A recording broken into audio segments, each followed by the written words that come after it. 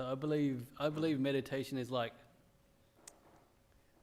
was it bowls, or any sport really? So any sport really, when you throw the ball, it sort of goes in a certain direction, and the direction of the ball is like the direction of your mind when you're meditating. It's how the ball's being thrown. And so the hand that holds the ball, it could be like, it's how you live your life, really. You know, what kind of person you are, what kind of good things you've done, the kind of attitude that you carry through life. You know, that's the hand that holds the ball. And if you throw with a hand like that in your meditation, then that will take you to good places. But if you've been like sort of unskillful, been grumpy, been angry, or those kinds of things, when you have that ball in your hand, when you throw it, where's that ball going to go? It's not going to take you to a good place. Yeah. So it's sort of, in a sense, you can't control. Like you were sitting down here meditating, you can't control where your mind's going to go, right? You can't tell your mind to be peaceful. You can't tell your mind to be happy. You can't tell your mind to be sad. But your mind will just go where it wants to go. And the places that it goes is is like the causes that we've been putting into our lives every day. It's sort of like life is like a momentum of events that happen. It's not like segments where one moment you're like this and then the next moment you're like that, but it's more of a momentum of the kind of attitude that you have. All those things that they just build up over time, like day in, day out. You sort of build like a momentum of a person who is virtuous, and that doesn't happen overnight. Or you build up the momentum of a person who is like depressed. Depression in people doesn't happen overnight either. It's something that happens through time, and I think. Like I was just thinking earlier, you guys gave up your evening to come here. You could have stayed at home and watched it on TV with a big screen, full HD, looks better than real life. But instead, you came here to just listen to a monk speak, and that's kind of like shows me that you are interested in making a change, making a change in your life, making a change for something better. And that's the big difference, I think, from what I've seen is people who get stuck where they are in life with them, like neurosis and that kind of thing. They don't want to make a change. Or they think they can't make a change. So you guys coming here is indicating that you want to listen to something that will hopefully help you see life in a different way. And hopefully seeing life in a different way, you can make certain changes to make your life, a bit better, make your life a little bit more peaceful, make your life, living life with a sense of like contentment and freedom. Yeah, because I met you meet people, right, and they make changes in their lives, and if you hear about the stories of what they've been doing in the past, it's almost like something amazing has happened, because the path that they were on would have lead them, not to a good place, right? That could be in the gutter somewhere.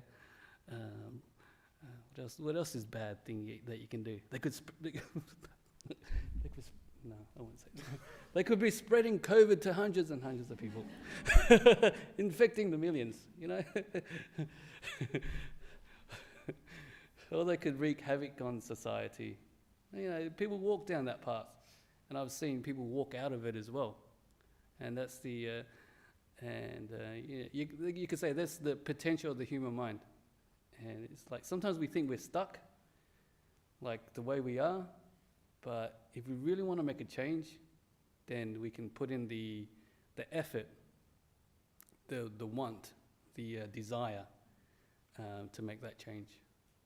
I think that there needs to be a little bit of desire, a little bit of motivation. You can't just sit here and just listen to us and we'll give you all the information and then something magical happens. It doesn't, huh? It doesn't work like that, you know? It's like, how many Dhamma talks do you think you need to listen to be able to have something like that happen? And so it doesn't work that way. The talks do help. They give you a different way of looking at life. But at the end of the day, we have to build up that motivation and that want to make a change. And then when we start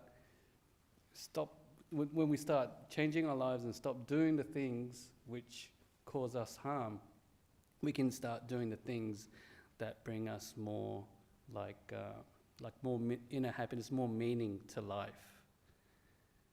And that's a big part of how, like Buddhist monastics, that's how we live our life. So the one thing that we really get into as Buddhists is generosity, is to be able to give something without expecting anything in return. And a fine example is we're building this a monk's residence in Roleystone. And a lot of it's I've been sort of like leading the project, and so I'm living with 2 other monks in a rental in Gosnells, yeah, the rough part of the neighbourhood. So we make sure the doors are locked. The blinds are down, so they can't look in. So we've been living there for the last 8 months. And so basically just going to Stocker Road 5 days a week in the afternoons and just doing what we can to build the place.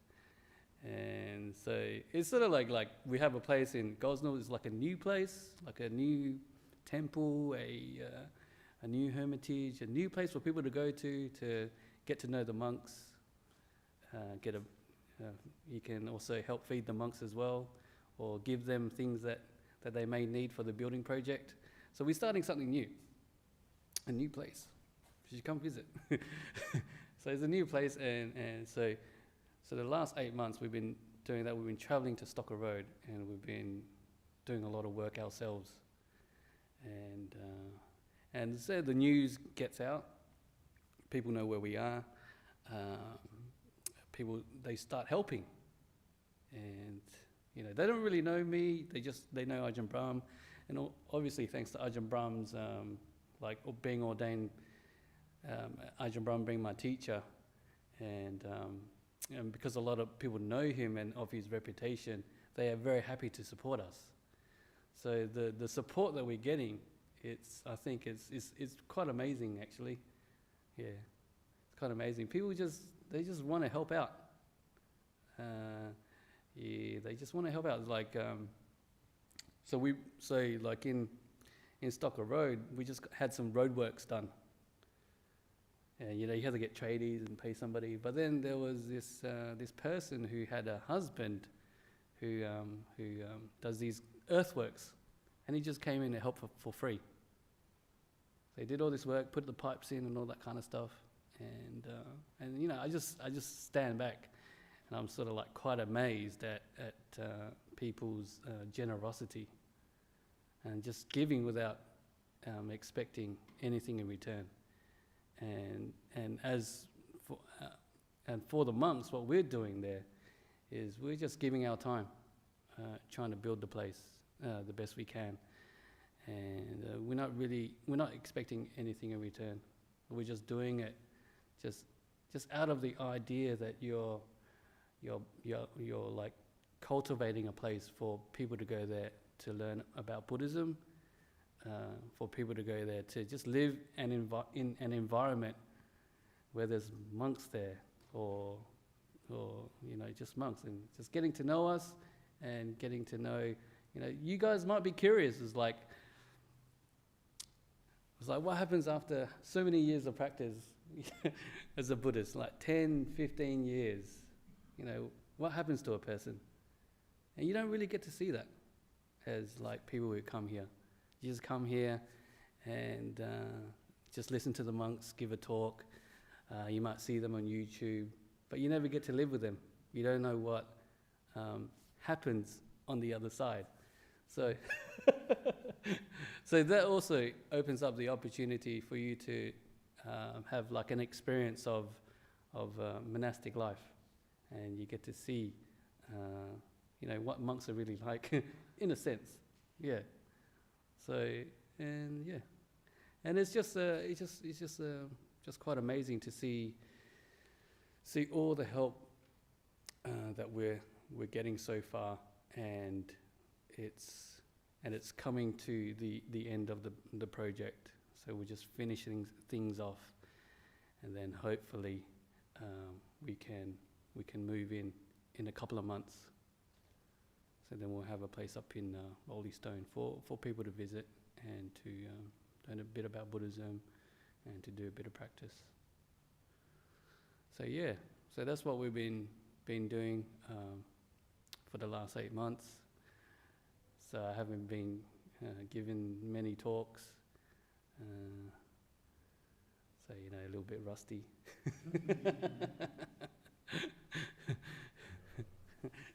So yes. So yeah. So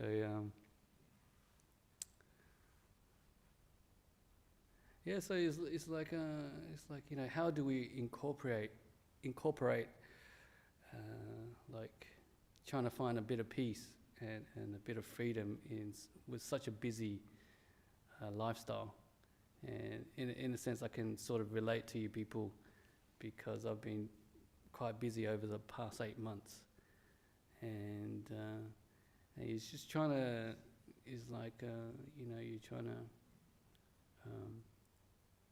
when you think about how to find peace and harmony within the situation that you're in, because we're there on the work site with one another for many hours, and sometimes we can get on each other's nerves, and because of the way we've been practicing Buddhism, we learn how to deal with the situation in a Buddhist way. So I can imagine if you're like working out in the workforce, and you might get into confrontation with somebody, and because people sometimes are unskillful with their words, they might say something which may upset you for a long time.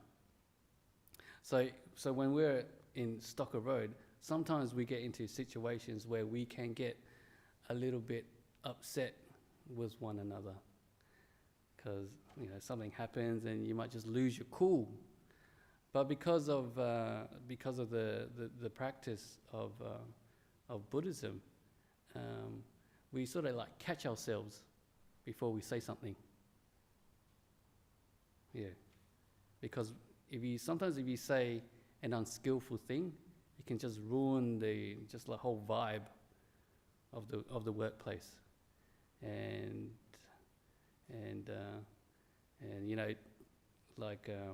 like to be honest, like sometimes my speech is not the best.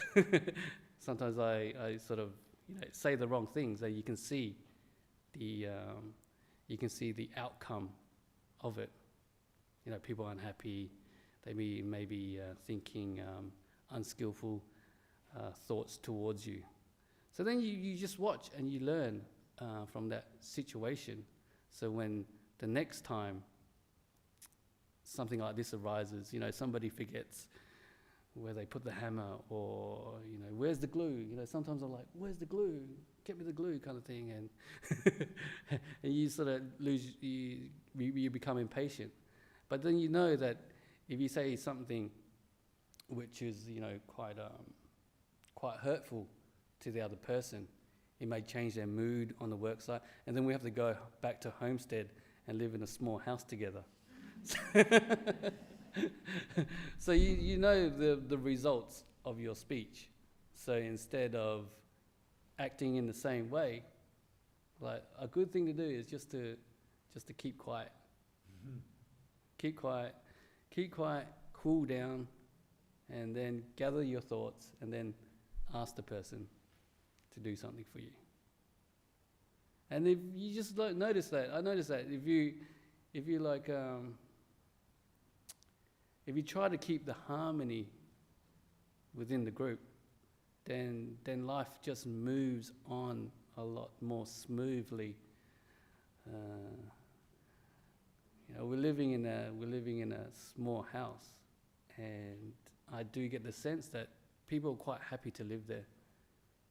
And I think one of the reasons is because we know what to do to put the causes in for a harmonious living environment.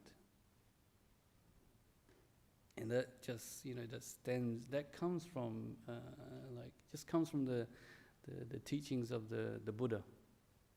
The teachings of right speech is one of them.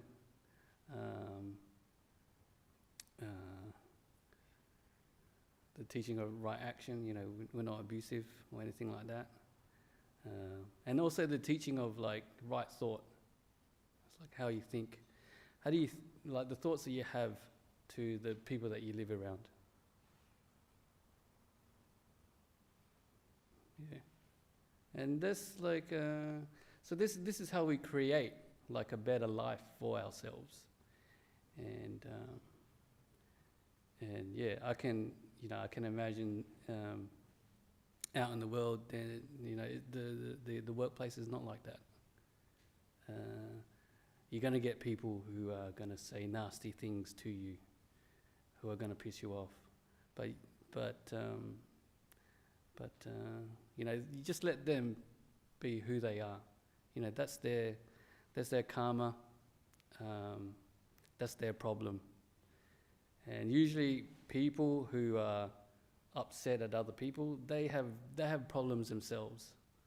So as in a sense, as a Buddhist, we're not there to add more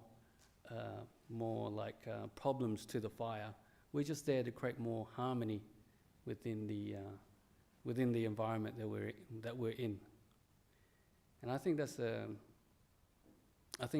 very important thing, especially when we're living in a house now, and it's when you get upset with each other, it's there's a bad vibe just throughout the house, and it's not very pleasant. And we always come back to our personal growth as a Buddhist, the meditation, the freedom that we get in life. And I think a big part of that is learning how to live harmoniously with one another. When we're living harmoniously, we can go back into our rooms and we can meditate peacefully without thinking about how the other person is causing us problems. Have you ever tried to meditate when you just had a fight with somebody and you go and you sit down? It's not a peaceful meditation. Your mind is thinking about the person. You're getting angry at them.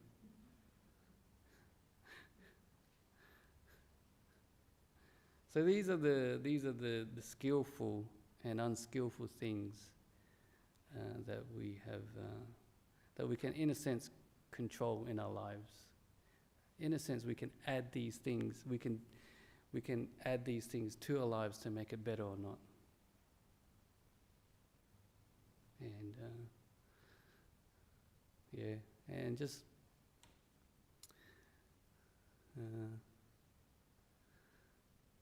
yeah, and just you know,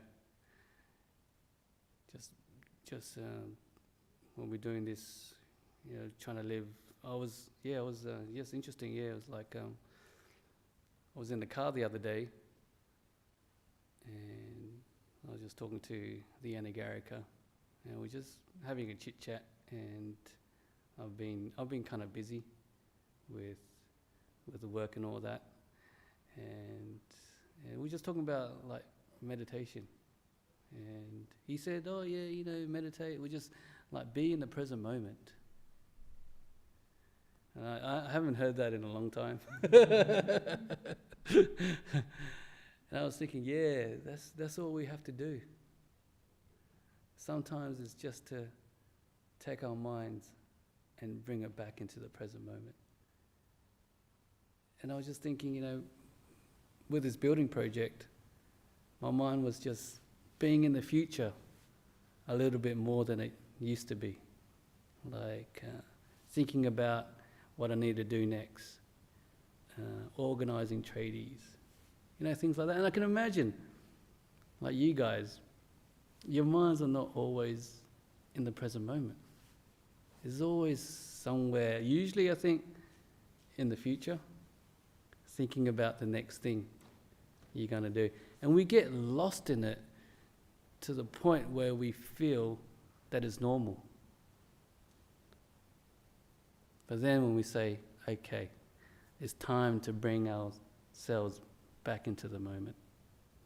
And then we realize, like, being in the moment is far more better than thinking about things in the future.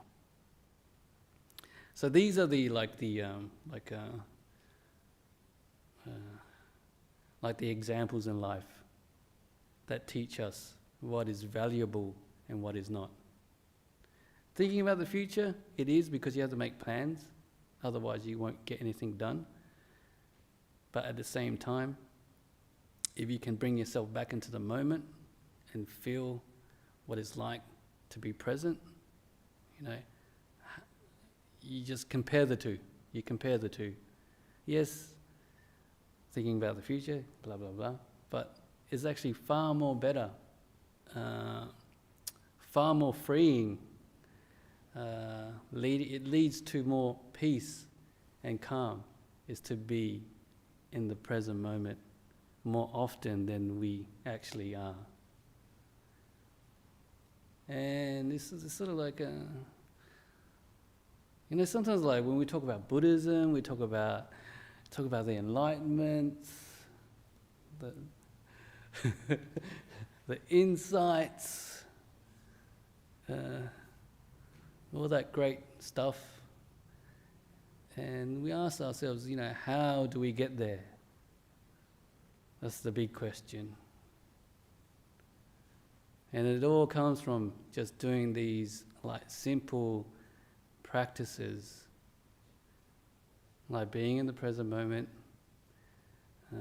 developing virtuous conduct. All these little things, they build up and grow, and they lead you to those aspirations that each Buddhist has. And you know, I was like, you know, as a young monk, you know, I really liked the simple stories that the forest monks would talk about. And we had this one, it was Ajahn Santutthi. He hasn't been here for a while. He used to be living in Bodhinyana Monastery. And it was like back in those days, you know, I can say that, hey, back in those days. When I was a young nut. Can I say that yet? No, back in those days, when back in those days, like the culture of the environment has changed over the years. Back in those days, maybe like 16 years ago, it was still, I think, quite heavily influenced by the Thai forest tradition, and then over the years, it's just been changing to like more like sutta base, and There's more focus on Ajahn Brahm's teachings because those the Thai teachers they didn't come over again to help teach the monks. But in the early days they did, and I was around during that moment, so we had all these like stories and stuff like that flying around. And it's like these simple stories, you know, when you're starting off in Buddhism, is like, what do you do? What do you do to make progress on this path? And being a lazy monk, I look for the easiest option.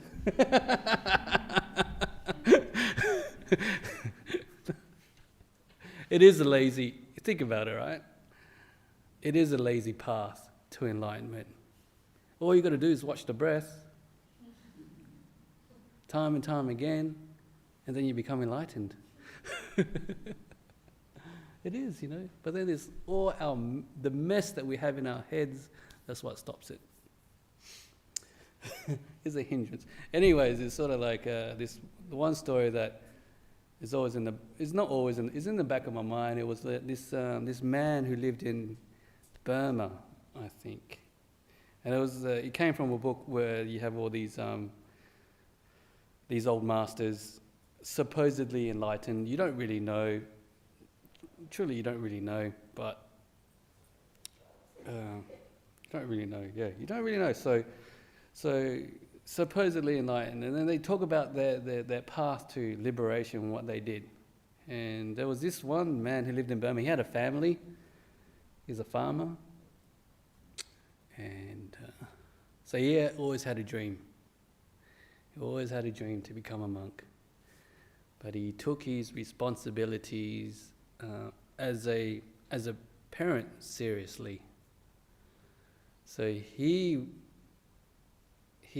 wanted to look after his family first before he can allow the kids to grow up and then leave for monastic life. So that's what he did. He worked on the farm. And I can imagine just back in those days, because the teachers would have been uneducated and they would have given simple, short teachings. And one of the teachings that this man got was to just practice mindfulness. Be in the present moment for as long as you can. So what he did was, so he like had a little tractor with a trigger on the side. I don't know what the trigger's for, but he would drive his tractor and he would mindfully whenever he hit that trigger, he would bring his mind back into the present moment. So he would do his thing, hit the trigger, back in the moment. Yeah, just in this moment. And he would just keep on doing that for years and years and years, until his wife got fed up with him, so he left. No, that's not just joking. I'm just joking. How can a wife be fed up with a lovely man like that? Anyways, so he settled all his affairs, and then he went to a monastery, a meditation monastery. And it was rumoured that shortly after, he was an elderly man, shortly after he had like the deep meditations and the insights that came with it. Is it true? Who knows? I don't know. It's a story. It could be true. It could be false. But the point of it all is the just this idea of mindfulness. Yeah, being in the moment, bringing yourself back into the present moment, and that is the cause for him to sort of like deepen his meditation practice, to be able to have a clear and bright mind, to be able to see things, you know, as the Buddha said, the way they are. When you see them the way they are, you get the real insights. And when you think about it, the way the meditation is taught here, it's as Ajahn Brahm just says, make peace, be kind, be gentle. That's all you got to do. Get out of the way and everything will happen. And it's And it's just being able to like being mindful. I think being mindful, the benefits of being mindful is that you have a more brighter mind. Yeah? You have a mind which is it's not so cluttered. That's the reason why the energies of the mind is quite low, is because it's just too much stuff in there. And it's either in the future or it's either in the past. There's things slowing it down. But if you start to empty your mind out, you start to have less, which means you'll be more in the moment. You can actually start to see the energies of the mind just getting stronger and stronger and stronger. And you can compare that to like the meditation practice. Now, Ajahn Brahm always talks about it. The energies of the mind get stronger and stronger and stronger, and the mind becomes more still, and that's when the deep meditations happen. And then from the deep meditations, you can start to see things more clearly. Yeah. It's like Ajahn Brahm's still Ajahn Brahm, right? He's not like this godly figure. He doesn't walk on water. He doesn't fly through the air, right? He's just like a normal person, but he sees things, well, he's got a view on life, which is, people trust. Because why do they trust it? Maybe because, what he says makes sense. And I think what he says makes sense, and I think the reason why it makes sense to a lot of us is because he can see more clearly into the world around him. He understands it from a clearer mind, or a clear mind. And he's able to share what he's learnt in life with other people. So yeah, it's great to be like wanting to be like Ajahn Brahm, isn't it? But it's even better if you could do it yourself. Yeah, and if you want the benefits of like Buddhism and what have you, you just got to do it yourself. Yeah, be the one that wakes up at 4 o'clock in the morning to do some meditation.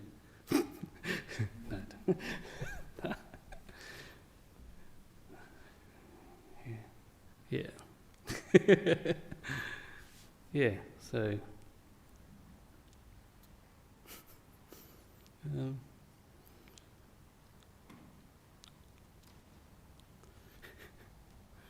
I was just thinking, it's just trying to find peace in your daily lives. It's really important. It's like how can we manage to achieve that amidst a busy life? And I think it's true. It's how you live it creates the causes for the amount of happiness that you have within. Is what you give to the world as well.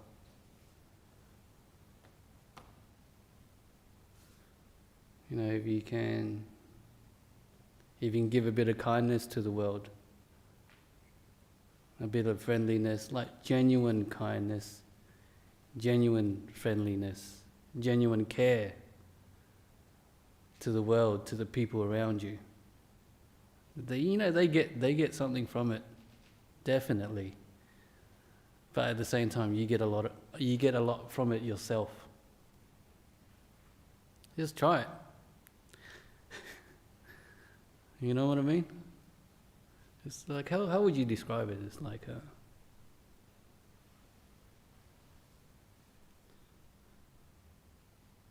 it's like if you give like a genuine sense of kindness towards somebody, you're coming from that place in your heart, you're actually generating that kind of like wholesomeness within yourself. You have to be able to generate that within yourself and then give it to others. And just by doing this, it leads to a better life, I think. Yeah. And it's just a simple practice. You know? A simple practice accumulating in is like I said earlier, it's like you build up this kind of momentum over time. And yeah, you can't really judge how far you can't really judge how far you've moved along on this path in a short time. You can judge it looking back after a few years, and then you can start to see the changes. And there's always this nice simile that the Buddha talked about, and it's about one's progress along the path. And I always liked it because sometimes, like living in a monastery, you're doing the same thing day in, day out. You can't really see, you became a monk. You want to see the progress that you've been making with all the effort that you're putting in. And when you look at it from a day-to-day perspective, you can't really see much of a change. And so the Buddha said that, he said it's like a tool, right? It's like, he compared it to like a hammer. You get a hammer when it's brand new. The handle there's no scratches on the handle. You haven't hit anything with the hammer. It's still shiny. There's no dents in it. There's no rust. It's got a nice weight to it. But then when you start using the hammer, knocking in nails, knocking the head of the monk that you don't like,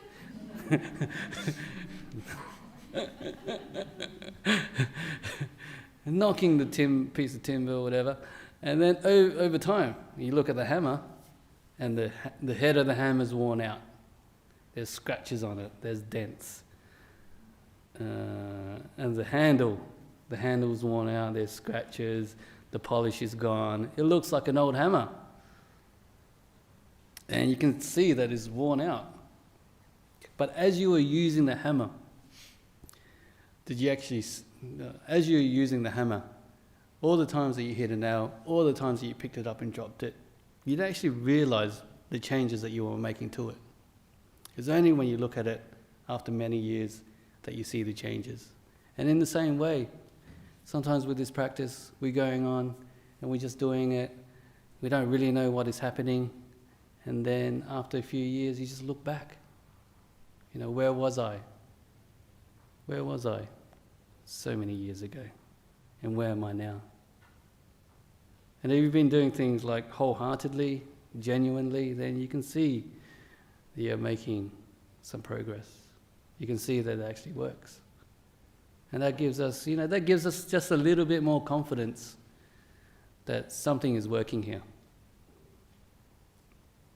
It gives us that little bit of more motivation to commit. It's like, just to commit not to a religion, but just to a way of living life. Commit to a way of treating one another. Commit to the way you talk to one another.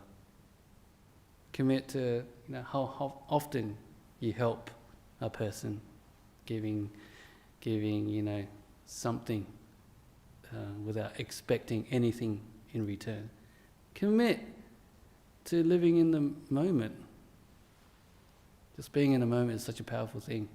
Just being able to just come back to the here and now, and just allowing the present moment to just build up the energies of the mind. If you want happy, it's like the energies of the mind that makes us feel alive, right? It makes us feel good. That's why we drink a lot of coffee. We do things to to heighten our awareness. We jump out of planes. Yeah? to bring that energy up. And some people get angry to bring that energy up because that makes them feel alive, right? But it's not so skillful, because with the anger you're taking down a lot of people around you. So we're doing these things like in life to just heighten that awareness. We go shopping because it makes us feel good, right? But then it's like, there's another way of doing it, and that's just being in the moment, building up the energies in the present moment. So the mind is a little bit more brighter, is a little bit more happier. So the simple things in life just makes you feel better, makes you feel good. You can today was a beautiful day, right? You can just walk out and just enjoy the day. Just simple things like that. Yeah. And these things just keep on growing, and you come to, like Ajahn Brahmali's teaching a Sutta course. It's good to go to those. Get a good understanding of the teachings of the Buddha from a different perspective. You get all this knowledge in your mind. You just go on doing the practice. Don't be too hard on yourself. We're not perfect. We make mistakes. We just learn how to let it go, forgive ourselves, and just move on. And just never lose the hope that you can create a better person within yourself. And just work on that. Just work on that until you die, And that's not a bad way to live life, right? It's actually quite nice. Yeah. Going out knowing that you've done some good for this world. Yeah. And that's where I'll end the talk.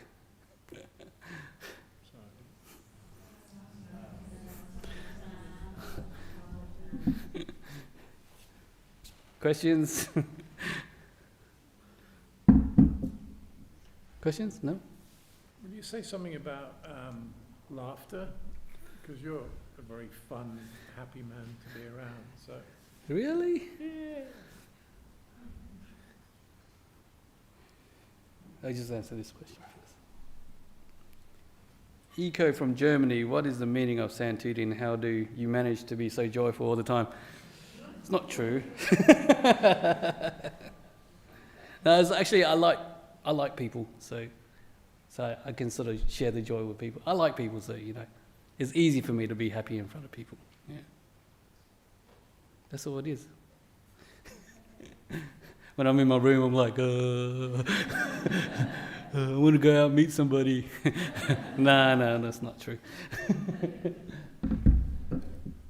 So what does Santutthi mean? It means, what does it mean? It means, so the origin of the story, it's like sounding like a sutta class now. The origin of the story. Well, actually, it was my Anagarika year, so we wear white, and it was during the rains retreat, and so Ajahn Brahm asked us to choose our names. So in some places you go there, and the teacher will pick out your name. So I'm like, umming and ahhing, what kind of name should I choose?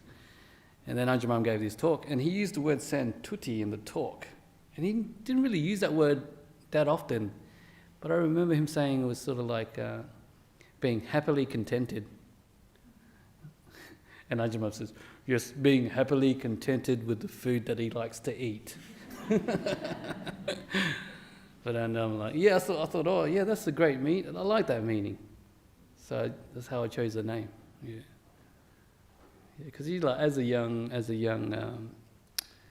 Anagarika, you go through a lot of names and you ask monks, what name should you choose and all that kind of stuff. So it was just one of those things. I was having a peaceful time, And during the rains retreat, we do a lot of meditation during that time, and it was just one of those things that I felt a connection with, so I just chose it. Yeah.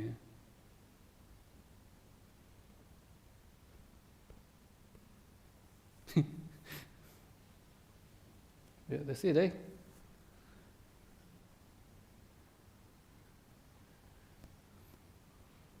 Okay. All right. Finito. Yeah, don't worry about your question. Okay. We can just bow to the Buddha 3 times if you want.